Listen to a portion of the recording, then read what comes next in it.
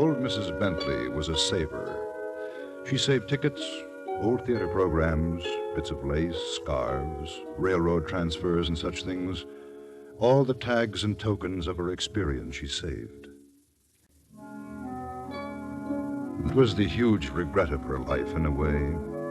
The one thing she had most enjoyed touching and listening to and looking at, she hadn't saved. John was far out in the meadow country, dated and boxed and hidden under grasses. And nothing remained of him but his high silk hat, his cane, and his good suit in the closet. But what she could keep she had kept. Pink flowered dresses crushed among mothballs and vast black trunks, and cut glass dishes from her childhood. Her past lived with her.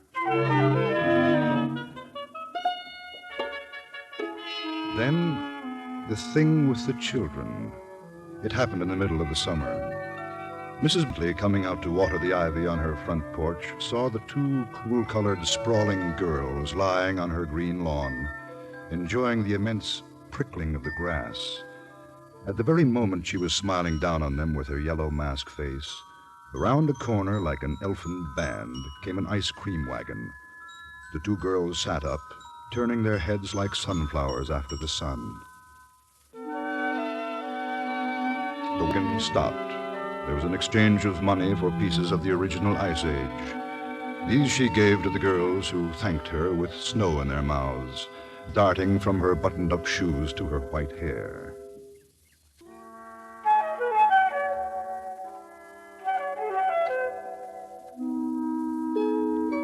After supper, she gathered together certain items in a perfumed kerchief. Then she went to her front porch and stood there stiffly for half an hour. As suddenly as night birds, the two girls flew by. Leah's voice brought them to a fluttering rest.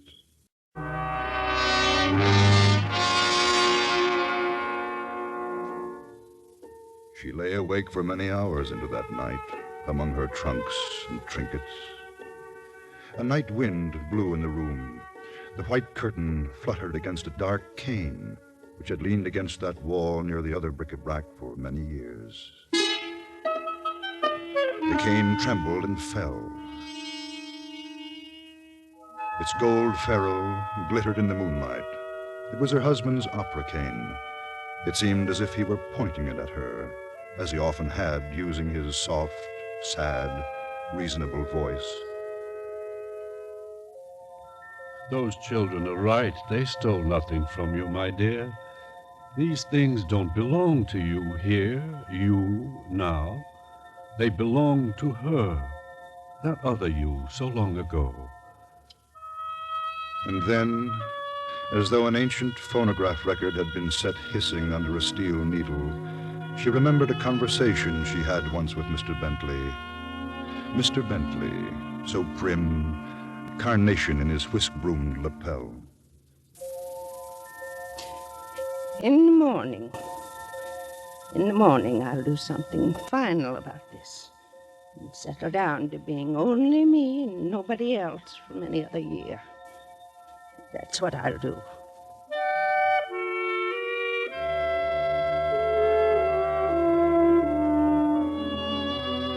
The morning was bright and green, and there at her door, like moths bumping softly on the screen, were the two girls.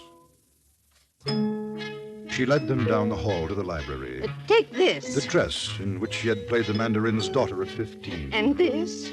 And this. A kaleidoscope, a magnifying glass.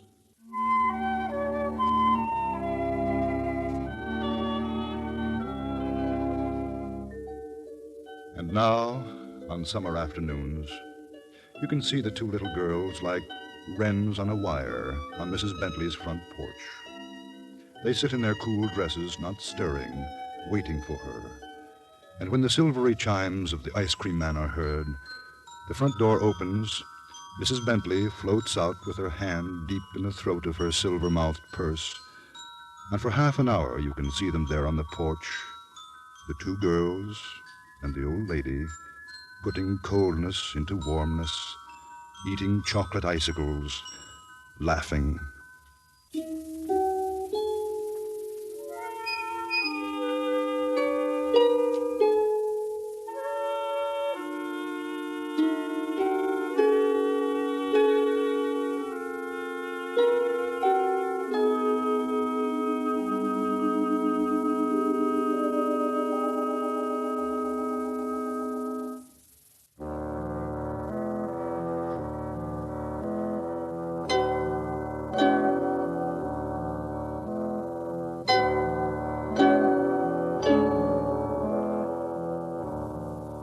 was going away. There was nothing else to do. The time was up, the clock had run out, and he was going very far away indeed. His suitcase was packed, shoes shined, hair brushed, it expressly washed behind his ears, and it remained only for him to go down the stairs, out the front door, and up the street to the small town station where the train would make a stop for him alone. Then Fox Hill, Illinois would be left far off in his past, and he would go on, perhaps to Iowa, perhaps to Kansas, perhaps even to California. Willie kissed Anna quickly, touched Steve's hand, seized his luggage, and was gone up the street in the green noon light under the trees, not looking back.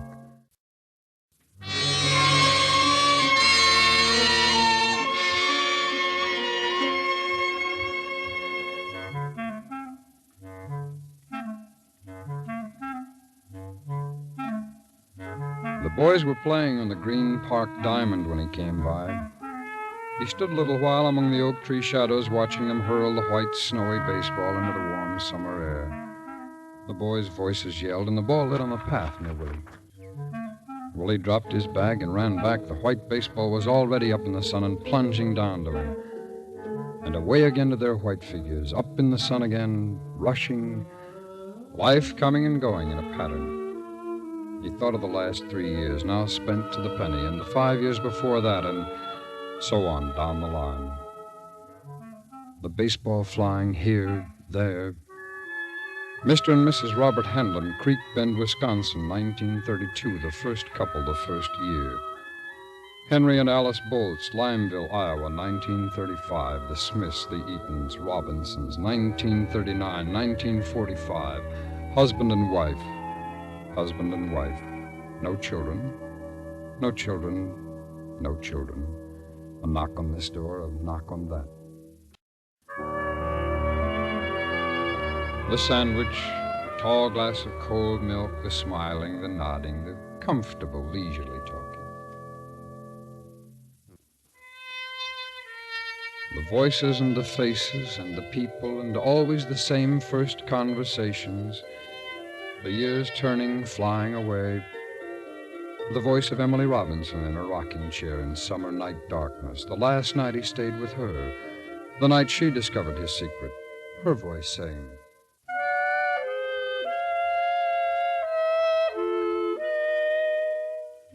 He threw the baseball one last time and broke the reverie. Then he was picking up his suitcase. The two boys stood beside him. They were embarrassed at his shaking hands with them.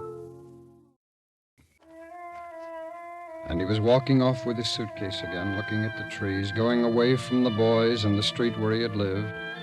And as he turned the corner, a train whistle screamed, and he began to run.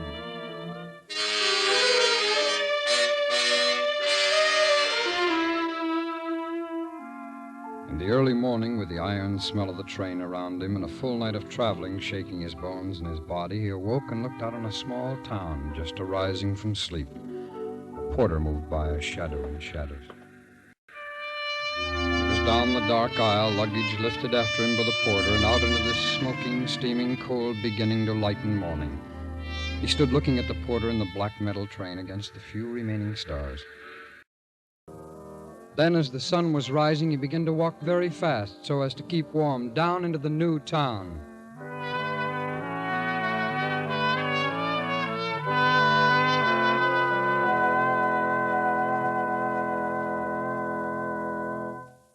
We wish to thank Mr. Bradbury for being our special guest. Original music for tonight's program was composed and conducted by Jerry Goldsmith. The story you're about to hear was written by Aldous Huxley and myself. It's based on a true incident, and it has never before been told.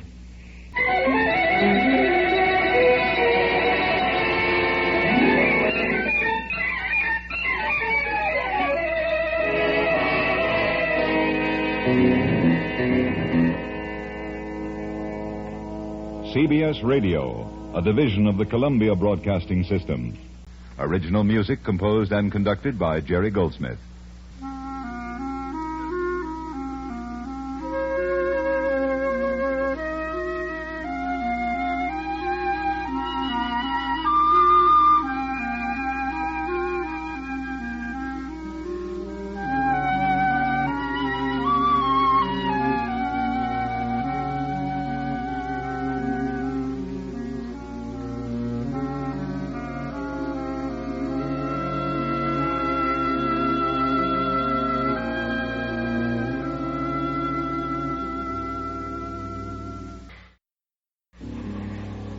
Why are you touching her, Jacob? I won't let you die. I won't. Your hands off my calf. You won't die.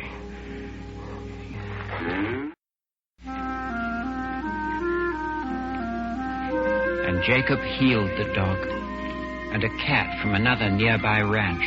And the following week, a colt said to be suffering from an incurable disease. And the editor of the local newspaper.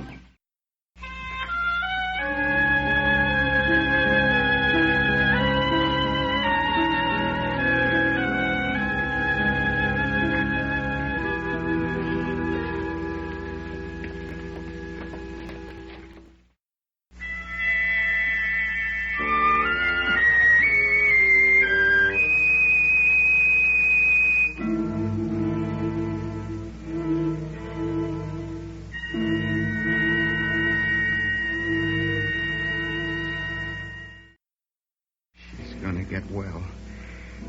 She won't be lame anymore. She'll walk like everyone else. She'll walk again. She's getting well now. The lameness is leaving her, and she's getting well.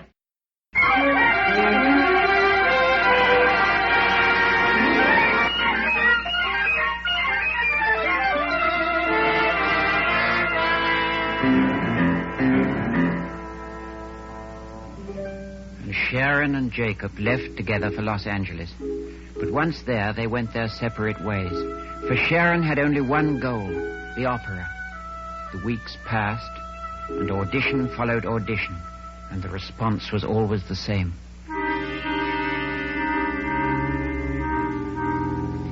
For Jacob, too, there was only one goal now, to heal the sick. But he chose another direction. A small mission near downtown Los Angeles in an area called Skid Row. And a year passed.